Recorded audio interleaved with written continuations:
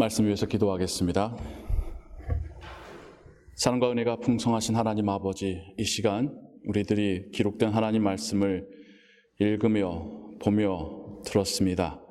우리 안에 살아계신 성령 하나님께서 우리로 이 말씀을 깨닫게 하시고 또 깨달은 바에 순종하도록 도우실 줄을 믿습니다. 예수 그리스도의 이름으로 기도하옵나이다. 아멘. 우리가 성경 가운데서 말씀하고 있는 믿는 자들의 공동체, 이 땅 가운데 예수님께서 세우신 우리의 교회들은 어떤 모습이기를 하나님은 원하실까라는 주제로 이런 교회 되게 하소서라는 제목 가운데 우리가 같이 말씀들을 보아가고 있습니다. 우리 안에서 예수 그리스도의 겸손함이 드러나기를 바라는 사도 바울의 편지나 또 서로가 서로를 도움으로 함께 세워져 나가는 그 삼겹줄의 이야기를 통해서나 우리는 계속해서 또 하나님께서 우리를 이 땅 가운데 세우심으로 하나님의 나라를 드러내는 그런 공동체가 되게 하셨음을 말씀을 통해서 같이 보아가고 있습니다. 그러면서 지난주에는 기쁨의 공동체, 함께 기뻐할 수 있는 정말 마음 깊은 곳에서부터 우러나오는 그 기쁨을 함께 누리고 그래서 그것을 하나님 주시는 힘으로 삼아서 이 땅 가운데의 삶을 꿋꿋이 이겨내고 견뎌내고 함께 걸어가자고 하는 그런 또 기쁨의 공동체의 주제를 들었었죠. 오늘 네 번째 시간으로 주님께서 주신 그 비유 가운데 겨자씨와 누룩의 이야기를 우리가 함께 읽으며 들었습니다. 너무나도 유명하고 또 짧은 이 비유 속에 들어있는 강력한 메시지로 유명한 말씀이지요. 예수님께서 하나님의 나라를 가르치시면서 주신 비유입니다. 그래서 그 시작에 천국은 혹은 하나님의 나라는 이와 같으니 라는 말씀으로 시작하시는데 이 두 가지의 비유가 각각 하나씩 우리가 깊이 묵상해도 좋을 너무나도 중요하고 깊은 주제를 품고 있습니다. 그런데 오늘 제가 여러분들과 함께 이 두 가지의 비유를 함께 읽으며 이 두 비유가 만들고 있는 그 균형을 함께 생각해 보기를 원합니다.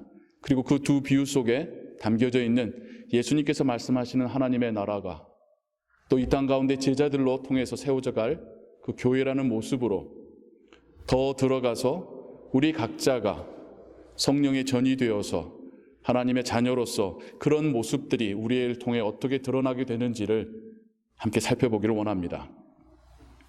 첫 번째 겨자씨 비유 너무 잘 아시지요? 겨자나무를 본 적 있으십니까? 저는 없습니다. 그래서 구글에서 찾아봤습니다. 오만 것이 다 구글을 찾아보면 나오지 않습니까?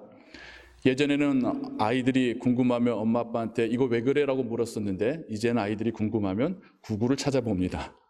씁쓸하지만 현실입니다. 저도 구글을 찾아봤어요. 겨자나무라고 하는 워드를 쳐서 찾는데 한 가지가 아니에요. 여러 종류의 사진들이 나오더라고요. 그냥 이만한 크기의 덤불 같은 것도 있고 조금 커야지 저 정도의 키에 조그만 나무 정도. 그래서 나무라고 찾으면 저 정도의 키 정도의 조그만 나무를 찾을 수 있고 웬만하면 마치 유채꽃밭을 보는 듯한 그런 사진들이 더 많이 등장하고 있었습니다. 이스라엘 쪽에서 선교하시는 선교사님들이 각자가 이게 바로 예수님께서 말씀하신 겨자나무입니다, 겨자씨입니다 라고 하면서 올린 사진들도 일관되지가 않더라고요. 그런데 예수님께서 하나님의 나라를 이 겨자나무에 비유합니다. 나무랄 수도 없는 어떤 부시와 같은 덤불과 같은 이것이 하나님의 나라를 비유하십니다. 좀 더 자세히 보겠습니다만은, 가루 서말도 한번 생각해 보십시오. 가루서말 한 부대를 말씀하셔요. 그걸 가지고 하나님 나라를 말씀하십니다. 두 개의 이미지 사이에서의 공통점이 뭡니까? 참 소박하다라는 거죠.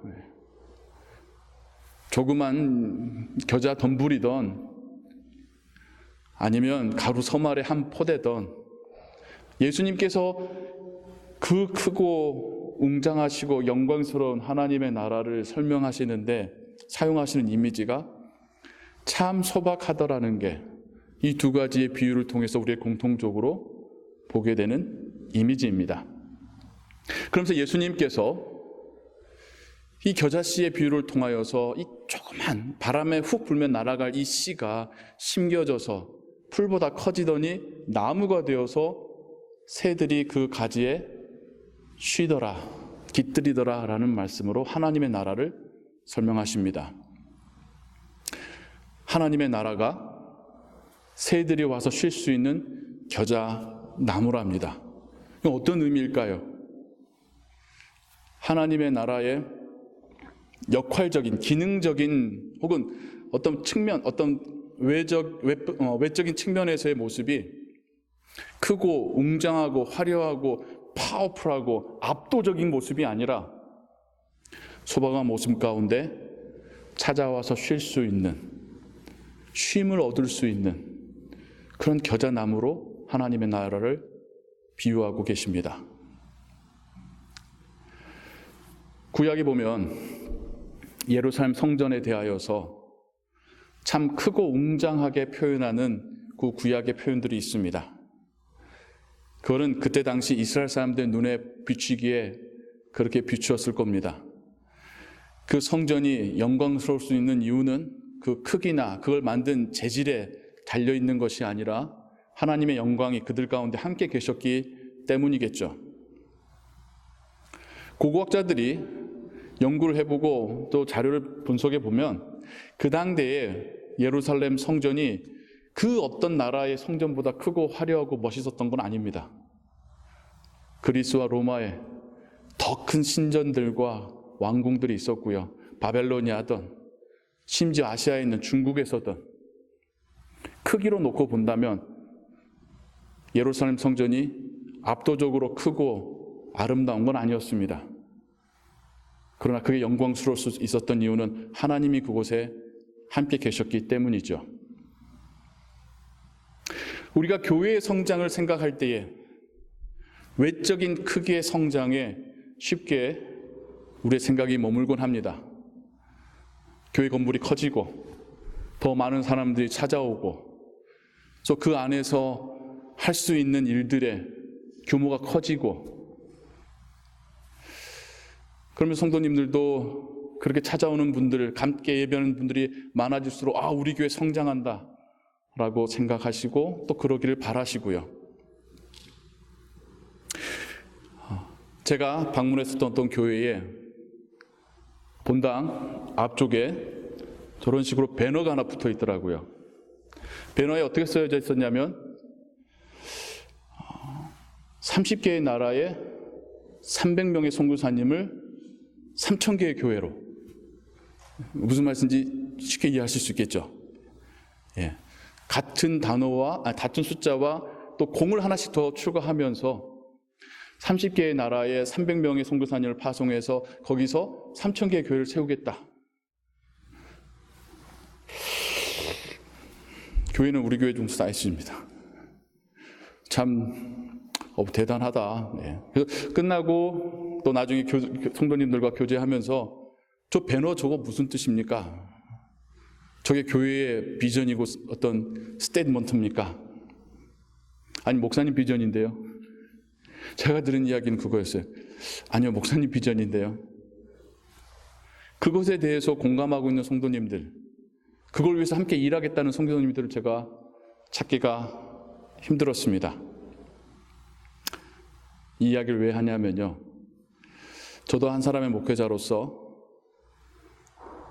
교회의 외관이나 외형이나 수적인 증가에 어쩌면 가장 기대하고 목말라 있고 전전긍긍하는 사람이 목회자인 것 같습니다. 어떤 점에서는 목회자가 계속해서 성도님들을 닥달하고 가르치시고 종용하시고 거기에 또 이게 목사님 말이니까 이게 옳은 거겠지라고 하셔서 또 같은 이야기를 하고 계시는 성도님들. 물론 세상 가운데서 하나님 모른 채 살아가는 일을 우리가 아버지께로 인도하고 예배 자리로 초청하는 것은 당연히 아름다운 일입니다. 그런데 이렇게 수적인 부분에 집착하다 보면요, 데려다 놨으면 다 됐다라고 생각을 해요. 또 이때 하는 말들이 있죠. 데려다 놓는 건 우리 일이고 데려온 사람이 변화되는 것은 하나님 일이야. 하지만 이 시간 여러분에게 정말 확신을 가지고 말씀드리겠습니다. 데려왔으면 그때부터가 시작입니다. 우리가 함께 그와 함께 하나님의 나라를 경험하며 함께 변화되어 가는 것 시작입니다. 데려다만 놓고 그 다음은 신경 안 쓰니까 그렇게 연수 지나가니까 직분 받고 하나님에 대해서 하나님의 나라에 대해서 성령의 열매는 전혀 맺혀지지 않은 채 교회에 오래 다녔기 때문에 그들의 목소리가 교회의 방향을 갈짓자가 되게 했지 않습니까? 이민교회에서 우리가 너무나도 많이 봤지 않습니까? 그리고 또 우리가 교회의 성장을 이야기하면서 우리만을 생각하기 쉽습니다. 우리가 많아지는 것, 우리가 커지는 것, 우리가 힘이 있어지는 것. 하지만 예수님의 겨자씨 비유에서의 핵심은 새들이 날아와 깃들이며 쉴 수 있는 나무가 되었다라는 게 핵심이지 않습니까? 우리가 커진 나무가 아니라 새들이 날아와 쉴 수 있는 나무가 될 때에 우리라고 하는 교회가 하나님의 나라를 이 땅 가운데 보여줄 수 있는 교회가 되는 것이죠. 예수님의 다른 이야기 가운데 열매 없는 무화과의 이야기가 있죠. 예수님이 예루살렘에 들어가셔서 시장하셔서 응당 있을 열매를 찾았으나 잎은 무성하지만 열매가 없었던 무화과 나무, 예수님을 실망케 했던 그 무화과 나무, 예수님의 저주를 받고 하룻밤 만에 말라버린 그 무화과 나무는 그 당대의 유대교를 의미하기도 합니다. 하지만 오늘날 교회들이 우리끼리라고 하는 게토를 이루어서 세상과는 단절된 우리만의 공동체를 만들어서 우리끼리만 쉬고 우리끼리만 교제하고 있다면, 그래서 새가 날아와서 쉴 수 있는 여지가 우리에게 없다면 예수님께서 말씀하신 하나님의 나라는 그 교회 가운데는 드러나지 않고 있는 것이죠. 물론 교회가 항상 자선 사업하고 돈을 퍼주고 교회 오픈하고 여전히 눈에 보이는 거 가지고 이야기하지 말자고요. 우리 안에 성품이 이제는 이타적이 되어가고 있는지, 우리만을 위한 게 아니라 우리가 지역사회를 마음에 품고 있는지, 선교지를 마음에 품고 있는지, 재해를 당한 지역을 마음에 품고 있는지, 이 세상을 마음에 품고 있는지, 그들을 위해서 기도하고 있는지, 지나가다가 잠깐 들린 그들이 우리의 공동체의 예배와 우리의 모임을 통하여서 잠깐의 위로와 충전을 받게 되는지, 그게 아니라 찾아왔는데 싸늘한 시선에 정말 구석에서 예배 드리다가 나가는 교회가 되고 있지는 않는지, 여러분이 그런다는 뜻이 아닙니다. 이미 교회를 섬기시는 목사님들 통해서 들은 그 많은 이야기들 속에서 가슴 따뜻하게 하는 이야기들보다는 오히려 가슴 아파하는 그런 이야기들 더 많이 듣다 보니 교회 이야기하다 보면 저도 모르게 그 이야기들 이렇게 떠오르곤 합니다. 하나님께서 하나님의 나라를 이 땅 가운데 선포하시고 드러내실 때에 그렇게 찾아와서, 누구든 찾아와서 위로를, 쉼을 받을 수 있는 나라로 하나님은 말씀하셨다는 겁니다. 그 새들 가운데 하나가 저 극동 지역의 아시안들인 한국 사람들이고 우리인 거죠. 그리고 또 주님은 우리를 겨자씨로서 이 땅 가운데 심으셔서 우리가 나무가 되어 우리에게 찾아오는, 아니 하나님께 찾아오는 영혼들이 쉼을 누릴 수 있게 하는 나무로 만들고 계십니다. 우리가 그 나무가 되어가고 있다면 우리 하나님께서 기뻐하시는 교회로 성장해 가고 있는 것입니다. 만약 우리가 우리끼리의 모임에만 힘을 쏟고 우리끼리만 잘 살기를 원한다면 열매 없는 무화과 나무가 되는 것이죠. 두 번째 비유가 첫 번째 비유와 함께 묵상이 될 때에 균형이 이루어진다라고 말씀드렸었죠. 예수님이 곧이어 하시는 그 비유에 가루 서말의 비유, 누룩의 비유를 말씀해 주십니다. 누룩이 뭡니까? 곰팡이 종류 아닙니까? 발효시킬 때 여러분 사용하시는 곰팡이가 그 포대자루 안에 집어넣으면 그 안에 있는 모든 가루들을 변화시키지요. 예수님은 하나님의 나라가 이렇다라고 말씀하십니다. 하나님의 나라는 조그만 누룩이 포대 안을 다 변화시키듯이 변화되어 가는 것, 그게 하나님의 나라라는 것입니다. 하나님의 나라가 눈으로 보일 수도 있겠지만 보이지 않는 변화들도 하나님의 나라임을 우리가 잊지 말아야 합니다. 사람이 변화되는데 얼마나 시간이 걸릴까요? 여러분은 지금의 모습으로까지 변화되기까지 얼마의 세월이 걸리셨습니까? 저는요, 제가 한 만 2살 때 아버지의 손에 이끌려서 교회를 나가기 시작했고요. 중학생 때 하나님에 대하여서 또 그 구원에 대해서 확신하게 됐고요. 20대 중반에 하나님께서 주신 사명으로 제 인생의 진로를 결정하게 됐고요. 또 사역하고 살아오면서 수많은 경험을 통하여서 하나님의 살아계심과 그분의 은혜와 또 치유하심과 공급하심을 경험해 왔습니다.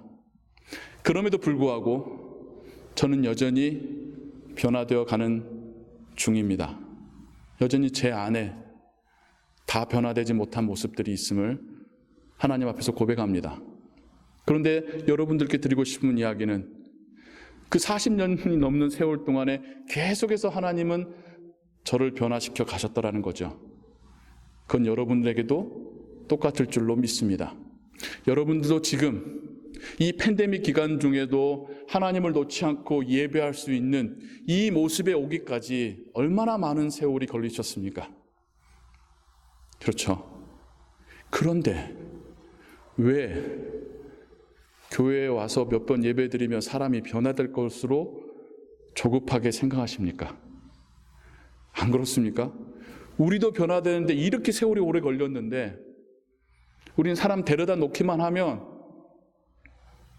한 달 지나면 일 맡길 수 있을 것 같고 1년 지나면 직분 맡길 수 있을 것 같고 우리도 그렇게 못했으면서 사람은요 그렇게 빨리 변하지 않습니다. 우리가 증인이지 않습니까? 성경 가운데 사도 바울이라는 사람도 여러분 아시죠? 그가 사역을 통해서 얼마나 큰 일들을 하셨습니까? 그런데 그랬던 그도 예수님을 다메섹에서 만난 이후에 아라비아에서 3년간 혼자 깊은 묵상과 연구도 했었고 예루살렘을 찾아가서 사도들을 만난 이후에도 그들이 이 사울이 위협을 받자 다소 고향으로 보냈을 때에 고향에서 10년간 기록에도 없습니다. 뭘 했는지. 거기서 그 세월을 보내다가 바나바가 데려다가 안디옥에서 같이 사역을 시작하면서 사도행전이라고 하는 기록에 전면에 등장하게 됩니다. 그러고도 그의 사역의 초창기에는 그가 얼마나 다혈질이었는지 몰라요. 심지어 사도들이어도 들이받았습니다. 자기가 생각하는 거하고 달랐으면. 다른 사람들 정죄하는 것도 쉽게 했었고요. 그랬던 그가 1차 선교여행, 2차 선교여행, 3차 선교여행을 지나면서 점차 누그러지고 변화되어집니다. 그의 성숙의 최정점은 네 번째, 그가 죄인의 모습으로 끌려서 로마에 갔을 때, 그 옥중에서 편지했을 때가 그의 인생 가운데 가장 성숙한 모습으로 나타나고 있습니다. 바울도 수십 년이 걸렸어요. 정말 예수 그리스도의 마음을 깨닫고 그 모습으로 드러나기까지. 그건 우리도 마찬가지겠고요.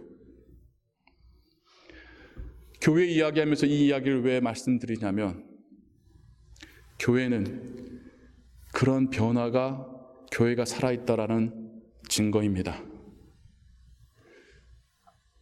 우리 가운데서의 그 변화들이 계속 일어나게 되는 것, 하나님은 그걸 보기를 원하십니다. 심지어 꼬마였던 아이가 성장해 가며 그 입술로 하나님을 찬양하는 그 모습 보면서도 하나님은 기뻐하실 겁니다. 하나님은 여러분들이 그 예전에는 교회에 올 때도 쭈뼛쭈뼛하고 두 번 망설이다가 겨우 오셨다가 이제는 교회 가는 게 망설임 없어진 그 변화만으로도 하나님 기뻐하고 계십니다.